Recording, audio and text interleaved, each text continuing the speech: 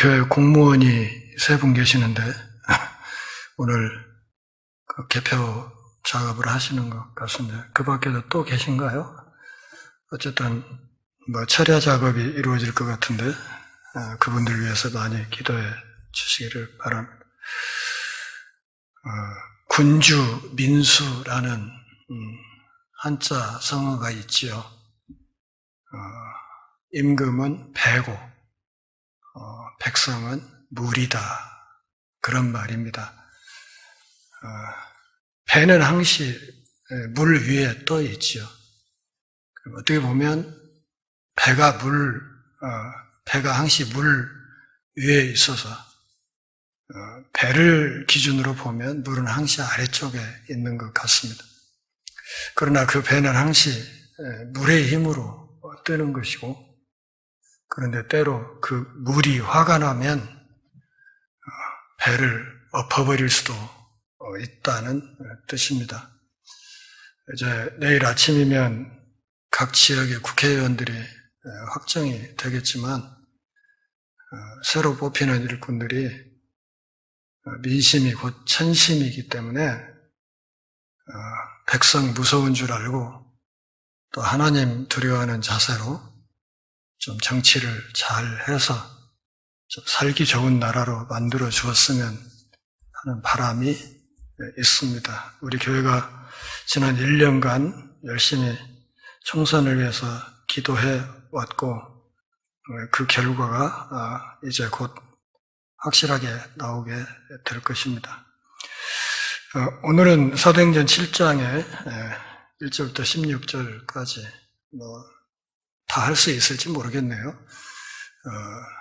스데반 집사의 마지막 설교, 이 설교를 끝으로 그가 순교하게 되는데, 스데반 집사님의 이 설교를 한 4차례 정도로 나누어서, 분량이 많으니까요, 나눠서 살펴보도록 하겠습니다.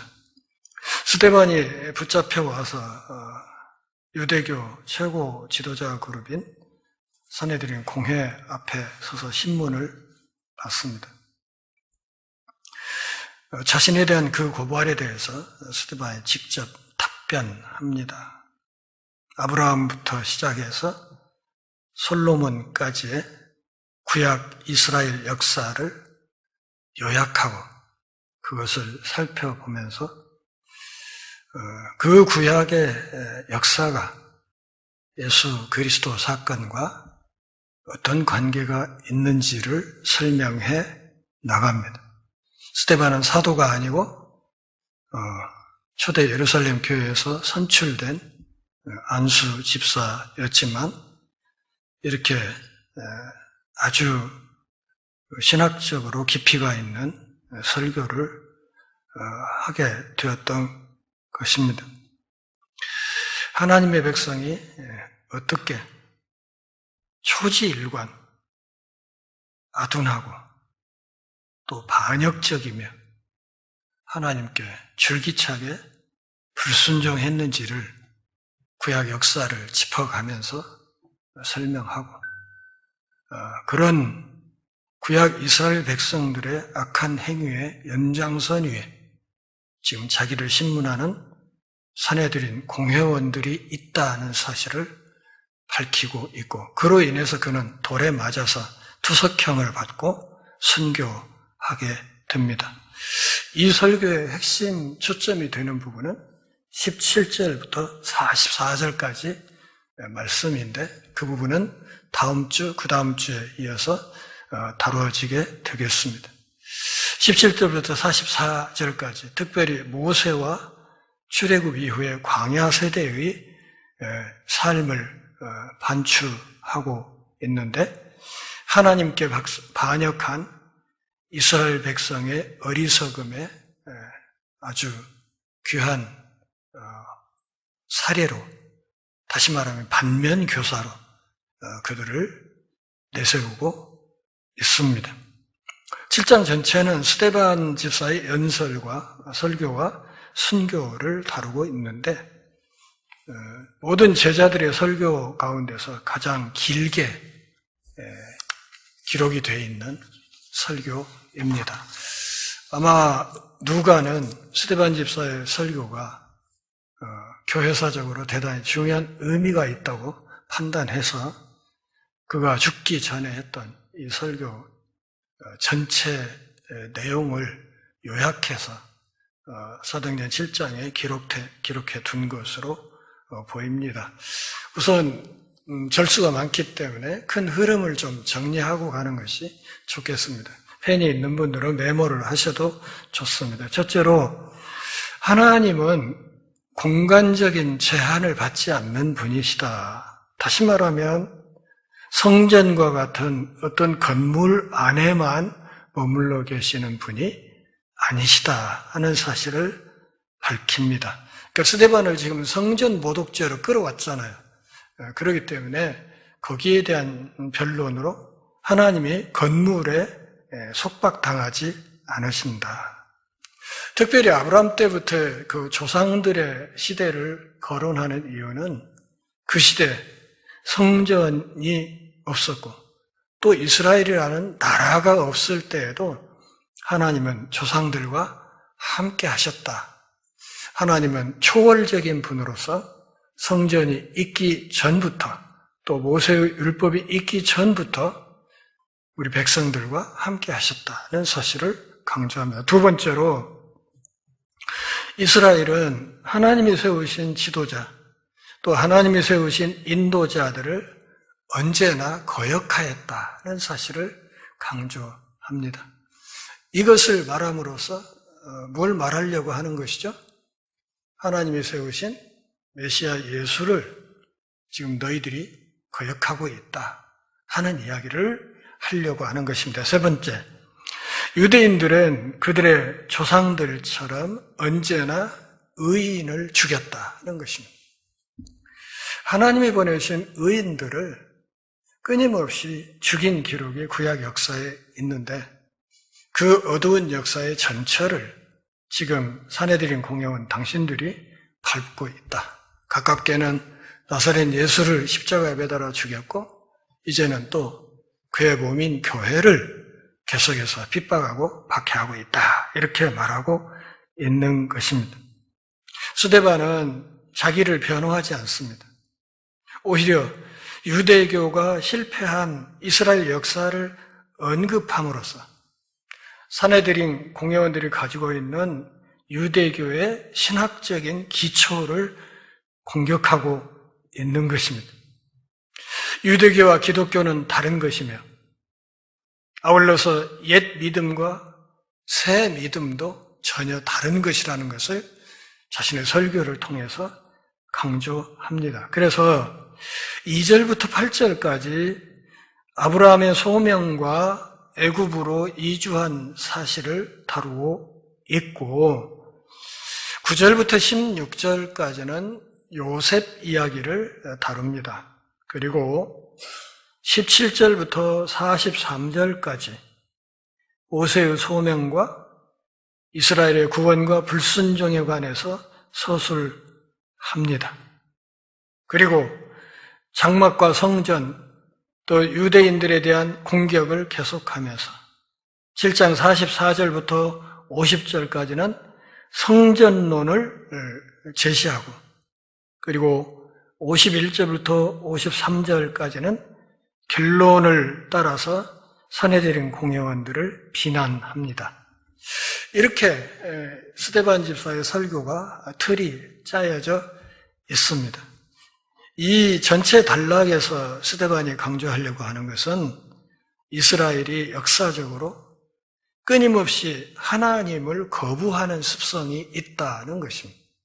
기회만 있으면 하나님을 대적하려는 자세를 갖고 온 것. 그것이 이스라엘 역사인데 그 역사가 아직도 지속되고 있다는 사실을 강조합니다. 유대교인들이 중요하게 생각하는 땅, 율법, 성전에 대해서 이 설교를 통해서 집중적으로 다루고 있습니다. 땅은 2절부터 36절까지 언급이 되고 있고요. 그리고 율법은 37절부터 43절까지 다루어집니다. 그리고 성전에 대해서는 44절부터 50절까지 다루어 나갑니다. 그렇게 해서 유대교의 근간이 되는 세 개의 신학적인 주제를 조목조목 다루어 나갑니다. 이 설교의 요점을 다시 한번 더 말씀드리면, 첫째, 유대인들은 항시 하나님의 지도자들을 거역한다는 것입니다.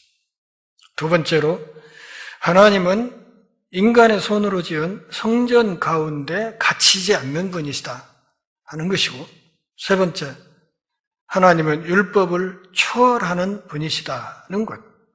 네 번째로, 이스라엘이 끊임없이 배교하는 성향을 갖고 있다. 마지막 다섯 번째, 이스라엘은 하나님의 사자들을 끊임없이 배척했다는 것입니다. 그리고 이런 버릇 때문에 결국은 메시아로 오신 나사렛 예수도 거부했다는 것을 말하는 것입니다. 전체적으로 이 스데반 집사의 이 설교는 잘 훑어보면 대단히 비범한 설교라는 것을 알 수 있고, 동시에 아주 담대한 설교라는 것을 알 수 있습니다. 자신이 이렇게 산헤드린 공회원 앞에서 큰 소리를 땅땅 치면 결과가 어떻게 된다는 것을 몰랐겠습니까? 알죠. 예수님이 십자가에 못 박아 죽이는 것을 불과 몇 달 전에 보았던 사람 아닙니까? 그런데도 그는 하나님의 진리를 담대하게 밝히고 선포하는 일에 주저하지 않았습니다. 목숨 걸고 설교했고, 그리고 마침내 그는 순교의 제물이 되었습니다. 하나님 앞에 참으로 신실한 종이 담대하게 하나님의 뜻을 설파한 결과 54절부터 60절까지 우리가 확인할 수 있듯이 그는 순교의 길을 걷게 되었습니다. 이것이 믿는 사람들이 가는 길이라 하는 것을 오늘 우리가 다뤄나가는 사도행전 7장이 우리에게 보여주고 있습니다. 1절 보실까요? 대제사장이 이르되 이것이 사실이냐. 이것이라는 것은 스데반의 죄목입니다. 그가 율법과 성전을 거슬렀다 하는 죄목입니다. 이게 사실이야? 이렇게 인정신문을 하는 것이죠. 사실이냐? 그렇게 물었더니 2절에서 스데반이 대답합니다. 여러분 부형들이여 들으소서. 우리 조상 아브라함이 하란에 있기 전 메소포타미아 있을 때 영광의 하나님이 그에게 보여.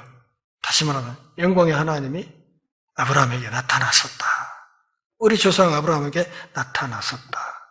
스데반은 설교하면서 시작할 때 산헤드린 공회원들을 부르면서 우리 부형들, 다시 말하면 부라는 말은 상대를 높이는 어르신들 이런 뜻이고요. 형이란 말은 형제들 이런 뜻이에요. 그러니까 이 자기를 신문하는 이 사람들을 일컬어서 최대한 예의를 갖추면서 이야기를 시작하는 것입니다. 여러분 부형들이여 하는 이 말은 신문 받는 나와 나를 신문하는 당신들이 국적과 종교와 조상이 다르지 않습니다. 이 이야기를 하는 거죠. 그러니까 우리 당신들 나의 동포 아닙니까? 그러면서 이야기를 시작하는 거예요. 자기를 변호한 것이 아니라 역사 속에 나타난 하나님의 구원 계획에 대해서 설명하기 시작합니다. 그래서 2절부터 8절까지 해서 아브라함의 소명에 대해서 다루어 나갑니다. 유대인들은 모세를 굉장히 존경하고 있었지만 스데반이 지금 아브라함 이야기부터 꺼낸 이유는 하나님의 율법을 전달했던 모세보다 훨씬 앞서서 아브라함이 있었다는 사실을 강조하려는 것입니다. 그러니까 율법보다 훨씬 먼저 있었던 아브라함 시대의 이야기, 아브라함이 하나님께 받았던 언약에 관해서 이야기하는 것을 설교의 시작점으로 삼았습니다. 모세 율법보다 아브라함 언약이 먼저라는 사실을 말하는 것이고, 동시에 그가 지금 이방 땅으로 알려져 있는 메소포타미아 지방에 있을 때 영광의 하나님이 그에게 나타났다, 이렇게 이야기를 함으로써 하나님이 성전 안에만 계시는 것이 아니라 하나님은 우주 만물 어느 곳에나 계시는 분이시다. 팔레스타인 땅, 약속의 땅 안에만 계시거나 혹은 성전 안에만 계시는 것이 아니라 그분은 우주 만물에 그 속에 편재해 계시는, 어디에나 계시는 분이시다, 이렇게 설명을 한 것입니다. 그러면서 하나님이, 영광의 하나님이 나타나셔 3절에서 아브라함에게 이렇게 명령하셨다는 거죠. 내 고향과 친척을 떠나 내가 내게 보일 땅으로 가라. 제가 창세기를 오랫동안 설교했기 때문에 그때 기억을 잘 되살려 보시기 바라고요. 큰 줄거리만 조금씩 말씀드리고 가겠습니다. 내 고향과 친척을 떠나 가라, 이렇게 했을 때 이 명령에 100% 순종하지는 않았다 그랬죠. 롯을 데리고 갔습니다. 조카 롯을 데리고 가고 결국 이것이 나중에 또 문제거리가 되는 상황을 우리가 창세기에서 확인했습니다. 또 내가 너에게 보일 땅으로 가라 함으로써 아브라함을 향해서 오직 믿음으로 너의 발걸음을 떼라, 이렇게 말씀하셨던 것이죠. 그러니까 목적지를 딱 가나안 땅으로 좌표를 찍어준 것이 아니라 지금부터 내가 일단 떠나면 내가 갈 곳으로 동행하면서 인도할 것이니까 나를 믿고 출발해라, 이렇게 하셨고 아브라함은 하나님의 그 지시에 믿음으로 따랐다. 지금 아브라함 이야기를 지금 이렇게 슬슬 꺼내는 이유는 다른 거 아니에요. 하나님은 성전 밖에도 계신 분이었다는 거죠. 성전 바깥에 메소포타미아 땅에서도 하나님은 그를 만나실 수 있었다 하는 것을 강조하려는 것입니다. 4절 같이 읽어봐요. 아브라함이 갈대아 사람의 땅을 떠나 하란에 거하다가 그의 아버지가 죽음에 하나님이 그를 거기서 너희 지금 사는 이 땅으로 옮기셨느니라. 이 땅이 뭐예요? 약속의 땅이죠. 약속의 땅으로 옮기셨다. 하란은 갈대아 우르 북쪽 약 970km 지점에 있는 곳입니다. 그런데 일단 갈대아 우르에서 출발해가지고 약 1000km 가까이 떨어진 하란에 와서 한동안 머물게 됐습니다. 그것은 그의 아버지 데라 때문이었을 것으로 추정합니다. 아브라함의 아버지 데라는 70세 때 하란을 나왔고요. 그 뒤에 60년 더 있다가 130살 때 아브라함을 낳았습니다. 요즘 우리들 식으로는 이해가 안 되는 일이에요. 그러니까 형하고 동생 나이 차이가 60살 나고 이해가 안 되는 겁니다. 근데 어쨌든 그리고 아브라함이 75살 때 데라가 죽었기 때문에 데라는 하란 땅에서 205살 때 세상을 떴다, 이렇게 볼 수 있겠습니다. 그리고 75세 때 이제 하란을 떠나서 가나안 땅을 향해서 발걸음을 옮기게 됩니다. 그러나 5절의 여기라는 말은 역시 앞에 있는 4절의 이 땅과 같은 약속의 땅입니다. 그 약속의 땅에서 발붙일 만한 땅도 유업으로 주지 않으셨다. 이 발붙일 만한 땅이란 말은 직역하면 한치의 땅이란 말이에요. 한치의 땅. 한치 땅이 뭐 얼마나 돼요? 진짜 좁은 땅이죠. 그냥 땅 한 떼기가 없었다, 그런 얘기죠. 그래서 세겜 땅 모래 상수리 나무 있는 데서 머물다가 또 거기서 베델로 갔다가 거기서 또 기근을 피해서 애굽으로 갔다가 또 거기서 마누라를 뺏길 뻔하다가 또 다시 베델로 올라와서 베델과 아이 중간 지점 어디에 머물다가 이런 삶이 아브라함의 생애에서 창세기에서 우리가 잘 훑어봤잖아요. 그러니까 아브라함의 약속의 땅에서의 그의 삶을 요약하면 그게 뭐예요? 이게 나그네 생활이죠. 떠돌이, 나그네 생활. 그러니까 나그네 아브라함에게 하나님께서 그럼에도 불구하고 그의 후손들이 차지할 땅을 약속하셨다는 거예요. 땅을 주겠다고는 했지만 그냥 어음으로 준 거죠. 약속이라는 어음으로 주셨고, 아브라함은 죽는 날까지 그 땅을 차지하지 못해요. 기껏 차지했다는 게 자기 아내를 장사할 막벨라 굴 하나, 쌍둥이 굴 하나 차지한 거예요. 그게 전부예요. 그리고 약속의 땅을 소유하지 못한 채로 떠나게 됩니다. 결국 약속하신 이 땅 위에 지금 오늘 우리가 있다는 것은 결국 하나님이 그만큼 신실하셔서 아브라함 사후에도 그분의 약속을 지켜주셨기 때문이다. 이렇게 이야기하고 있는 것입니다. 6절 같이 읽습니다. 하나님이 또 이같이 말씀하시되 그 후손이 다른 땅에서 나그네가 되리니 그 땅 사람들이 종으로 삼아 400년 동안을 괴롭게 하리라. 여기 나그네라는 이 말은 헬라어로 파로이코스라는 말인데요. 파로이코스란 말은 파라라는 말. 그러니까 영어로는 beside 혹은 by, 뭐 옆에 이런 뜻이에요. 파라 플러스 오이코스, 백성이라는 말이에요. 그러니까 누군가의 곁에 붙여 사는 백성이란 뜻입니다. 그것을 지금 우리 성경은 나그네로 번역해요. 직역하면 누군가의 집 옆에 붙여 사는 사람이란 뜻이에요.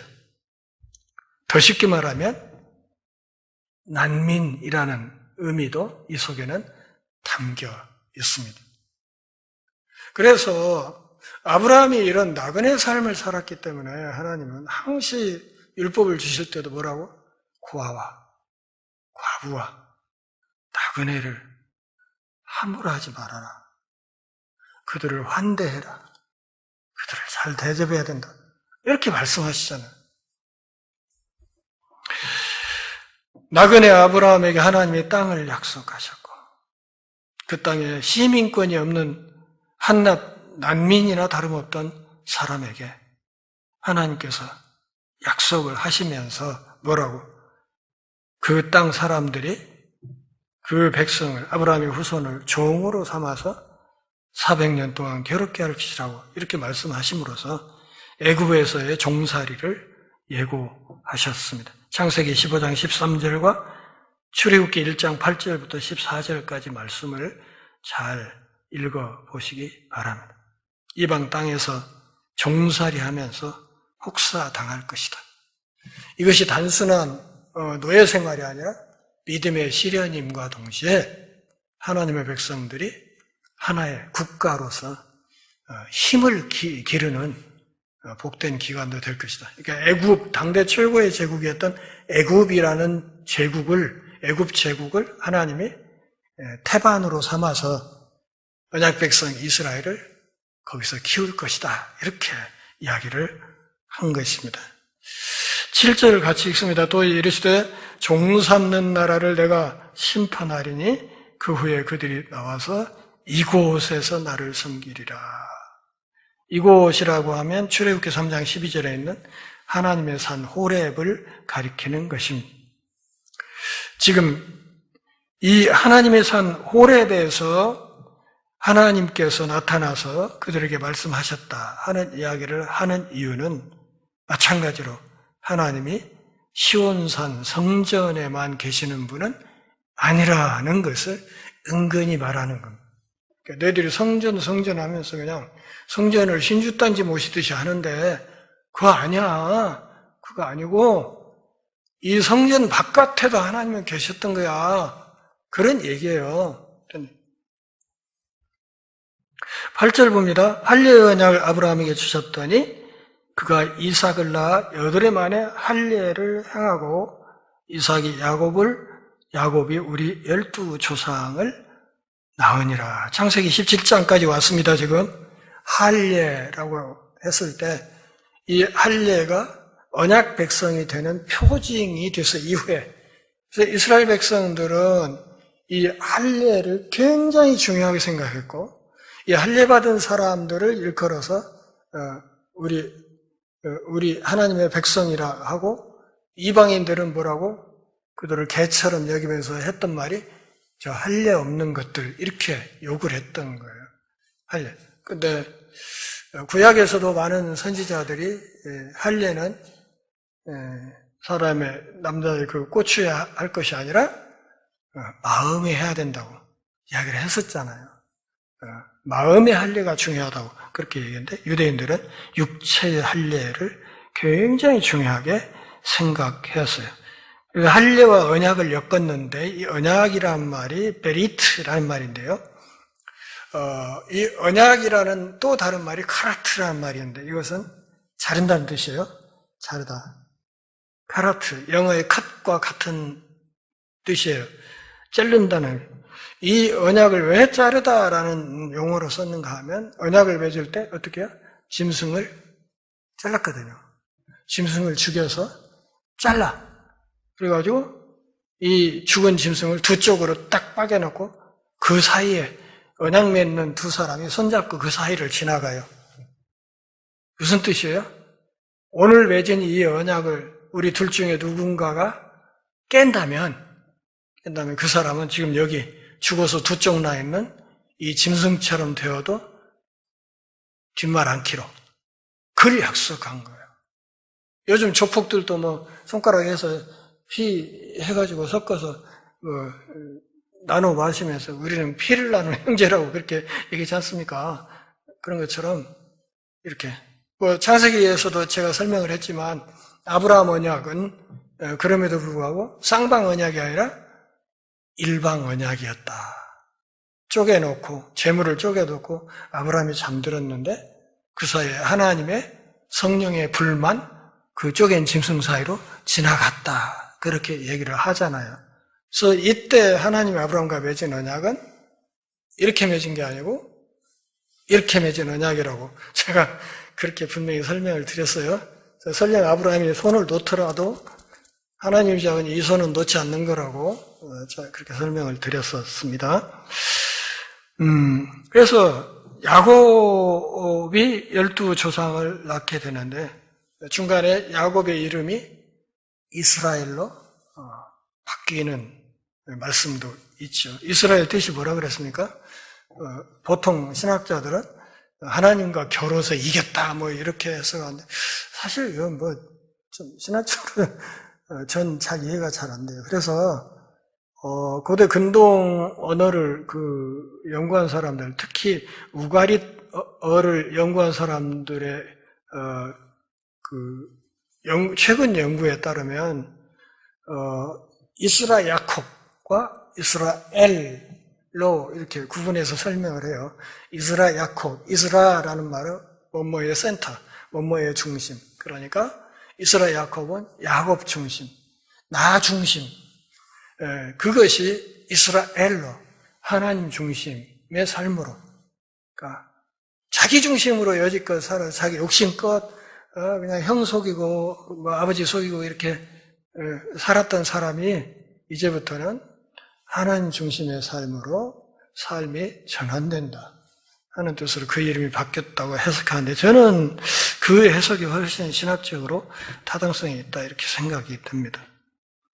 지금 스데반이 말하려고 하는 것은 다른 것이 아닙니다. 하나님의 사역은 우리가 기대하는 것과 전혀 다르다는 겁니다.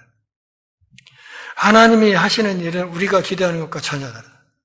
역사의 배후에서 하나님이 활동하고 계신다는 것을 말하면서 은근히 메시아인 나사렛 예수의 오심도 그러했던 거다 하는 이야기를 바닥에 깔면서 이 이야기를 진행시켜 나가고 있는 것입니다. 9절 같이 읽겠습니다. 여러 사람이 요셉을 시기하여 애굽에 팔았더니 하나님이 그와 함께 계셔서 9절부터 16절까지는 창세기 37장부터 50장까지를 다룹니다. 요셉 이야기죠.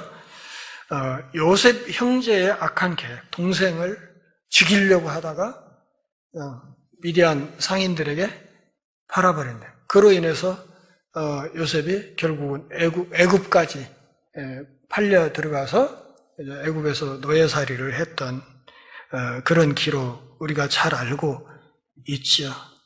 요셉 형제들의 악한 계획을 하나님이 어떻게 선한 열매로 바꾸셨는지를 설명합니다. 그럼으로써 이것을 설명함으로써 스데반은 이 요셉 이야기가 메시아로 오신 예수님의 모형이 된다 하는 것을 산헤드린 공회원들에게 은근히 설파하려고 합니다. 그가 애굽에 팔려가서 노예 생활할 때에도 하나님이 그와 함께 계셨다. 이 이야기는 앞에 해온 얘기와 똑같아요. 하나님은 애굽 땅에도 계셨다는 거죠. 성전 바깥에 애굽 땅에도 하나님은 계셨었다. 하나님의 임재가 약속된 땅 혹은 성전이라는 작은 건물 안에 제한되어 있지 않다는 사실을 한 번 더 강조하는 것입니다. 그러니까 너희들이 갖고 있는 이 성전 신학이라는 것이 얼마나 폐쇄적이고 얼마나 협소한 것인지를 지금 스데반 집사가 누누이 이야기를 하는 거예요. 이 이야기를 들을 때 산헤드린 공회원들이 제대로 알아들었다면 얼마나 창피하겠어요. 얼마나. 부끄러워해야 마땅하죠. 근데 그들은 부끄러워한 것이 아니라 결국은 성질이 나서 그냥 돌로 쳐 죽여버리는 이런 길을 가버린 거예요. 요셉이 구원받은 것은 그가 머리가 좋았다거나 그가 유난히 딴 사람보다 성실했다거나 이런 것이 아니라 스데반은 10절에서 뭐라고 설명을 해요? 하나님이 그에게 은총과 지혜를 주셨기 때문이다. 이렇게 말합니다. 하나님이 지혜를 주셨으니까 바로의 꿈도 해석을 한 것이고 그래서 총리로 발탁이 된 것이고 그러지 않아요? 그 지혜로 앞으로 있을 풍년과 흉년을 내다보고 거기에 대비케 하고 그래서 애굽 백성들도 기근에서 구하고 자기 동족 아버지와 형제들도 애굽으로 불러서 이렇게 기근의 때에 멸절되지 않도록 하는 이 구원의 길을 열었던 사람 아니냐 이렇게 얘기를 하는 거예요. 요셉의 생애에서도 볼 수 있듯이 하나님은 참으로 신비로운 방식으로 일하신다는 것을 지금 강조하고 있는 것입니다. 이것을 우리가 흔히 쓰는 말로 뭐라고? 신의 한 수 그렇게 말하죠. 신의 한 수. 50장에서 막판에 자기를 팔아먹었던 형들을 앞에 앉혀놓고 요셉이 뭐라 그래요? 당신들은 나를 팔았지만 나를 죽이려고 했지만 내가 이 애굽에 온 것은 그게 신의 한 수였습니다. 이 얘기를 하잖아요. 신의 한 수였습니다. 그렇게 해서 우리 민족이 살게 되었습니다. 그러니 너무 걱정하지 마세요. 멋지지 않습니까? 11절 같이 봅시다. 그때 애굽과 가나안 온 땅에 흉년이 들어 큰 환란이 있을세 우리 조상들이 양식이 없는지라. 여기 양식이라는 말만 좀 설명을 할게요. 이 양식, 먹을 음식이라는 말이 성경 원문을 보면 뜻이 뭐냐면 건초를 말해요. 마른 풀. 그러니까 소가 먹는 여물 뭐 이런 뜻이에요. 여물. 그래서 옛날에 먹을 것 없을 때 초근 목피로 연명했다는 말이 있잖아요. 풀뿌리 캐먹고 나무 껍질 벗겨서 물에 불려서 이렇게 죽서 먹고 했던 거 그런 삶을 말하는 거예요. 그러니까 그 정도로 기근이 심해서 초근 목피로 연명해야 되고 그나마도 쉽지 않았던 그런 시절에 그런 이야기를 하는 거예요. 그때 야곱의 애굽에 곡식이 있다는 말을 듣고 먼저 우리 조상들 자기 자식들을 보냈겠지요. 또 재차 보냈다. 그랬더니 요셉이 자기 형제들에게 알려지게 되고 또 요셉의 친족이 바로에게 드러나게 된지라. 창세기 후반부를 지금 굉장히 빠른 속도로 압축해 가고 있습니다. 그래서 결국은 요셉이 자기 아버지와 동생들을 데려오고 또 뭐 다음 주에도 우리가 자세하게 다루겠지만 고센 지방, 애굽 강변에 아주 물이 풍족한 목축하기에 좋은 풀도 많고 목축하기에 좋은 고센 지방에 딱 자기 민족을 거기에 두도록 바로에게 요청해서 고센 지방을 그냥 이스라엘 특구로 만들어서 그게 정착시킨. 그렇게 함으로써 자기 민족이 애굽 민족과 섞이지 않게, 그래서 민족의 정체성을 유지해나가고 언어도 지키고 이렇게 하도록 배려하면서 그 기근때를 견디도록 하는, 이것도 요셉의 지혜죠. 이것도 하나님이 주신 것일 것이고요. 그래서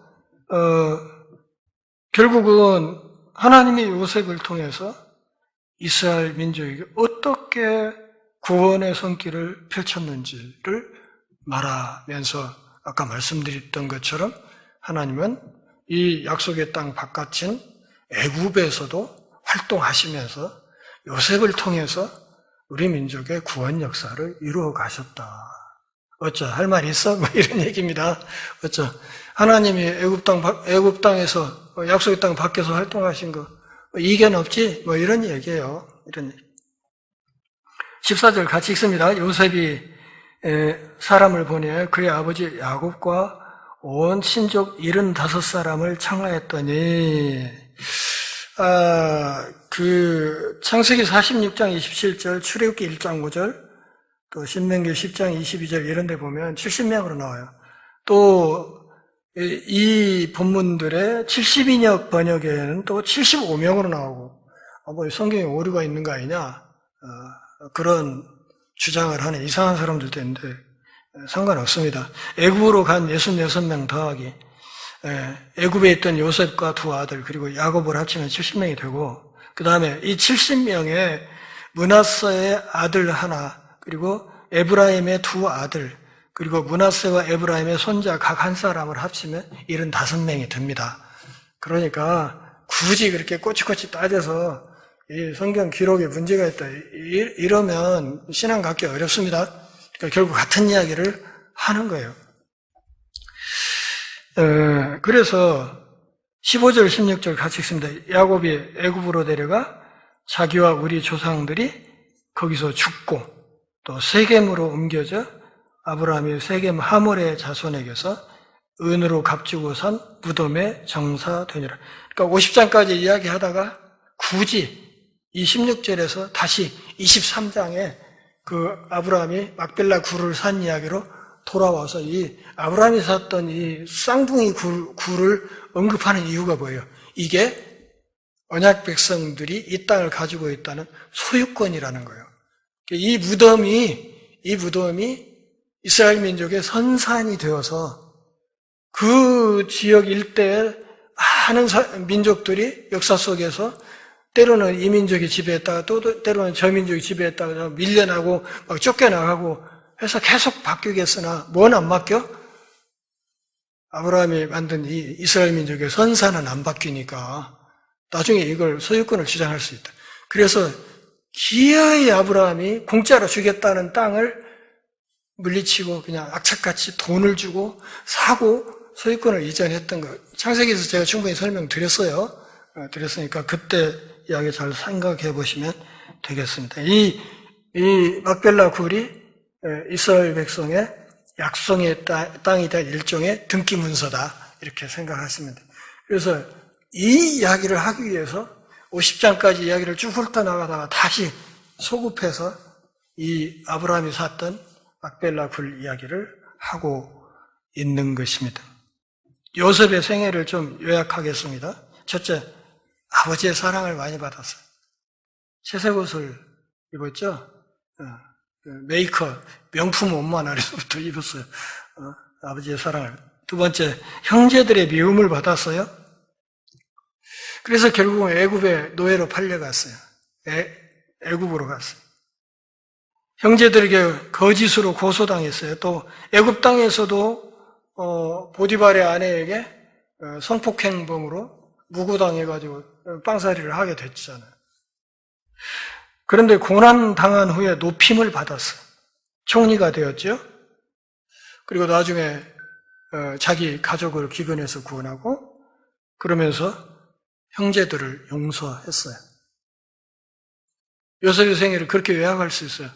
그러면 방금 말씀드린 여러 가지 이야기들이 예수님의 생애와 사역과 완전히 겹치죠. 그렇지 않습니까? 그런 점에서 지금 스데반이 이 요셉 이야기를, 창세기 이야기를 요약해가면서 서술하고 있는 것은 바로 그런 삶을 하나님의 메시아로 보내신 나사렛 예수께서 사셨고, 그런 예수를 너희들이 죽였고, 그런 예수를 하나님이 살렸고 부활시켜서 승천시키시고, 지금 그분의 몸인 교회가 여기에 있는데, 근데 예수 죽이고도 뭐가 부족해서 또 이제는 교회를 핍박을 해 너희들이 이야기를 지금 하고 있는 거예요. 그러니까 스데반이 하고 있는 이야기가 그냥 슬쩍슬쩍 하는 이야기 같지만 사실은 그 밑에 굉장히 심오한 신학적인 방어와 공격이 치열하게 이루어지고 있다 하는 것을 알아야 됩니다. 저는 여기를 읽으면서 느끼는 것이, 그 사내들인 공회원들, 돈밖에 모르는 멍청한 것들이 스데반의 이야기를 다 알아들었을까 하는 생각이 한편으로 들더라고요. 스데반의 이야기를, 그 밑바닥에 있는 그 이야기들, 이것들이 다 알아들었을까 하는 생각이 들었어요. 그러면서도 반은 알아들은 것 같다. 자기들을 공격하는 것은 알아들은 것 같다. 그런 생각이 들었습니다. 다음 주에 이어서 스데반의 설교의 그 다음 부분 다루도록 하겠습니다. 기도하겠습니다. 하나님 아버지, 주의 말씀 들으며 우리 신앙의 옷깃을 염했습니다. 우리가 스데반을 닮았는지, 또 스데반의 이야기를 듣고 있는 사내들인 공회원들을 닮았는지 잘 돌아보게 하시고, 우리의 눈을 떠서 역사 속에서 일하시는 하나님의 신성한 계획을 잘 볼 수 있게 하옵소서. 예수님의 이름으로 기도합니다. 아멘.